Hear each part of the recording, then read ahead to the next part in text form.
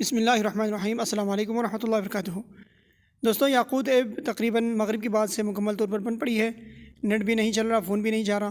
तो बहुत सारे लोग परेशान हैं कि याकूत ऐप पर फ़ोन भी नहीं जा रहा। हो सकता है उनके मोबाइल में कोई ख़राबी हो। ऐसे कोई नहीं है।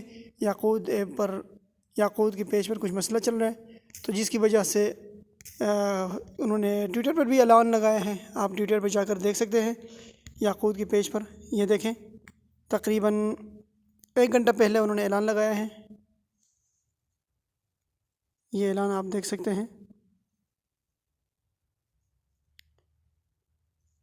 इसमें परेशानी वाली कोई बात नहीं है। इंशाअल्लाह बहुत ही जल्द ये मसला हल हो जाएगा। अस्सलाम वालेकुम वरहमतुल्लाहि वबरकातुहू।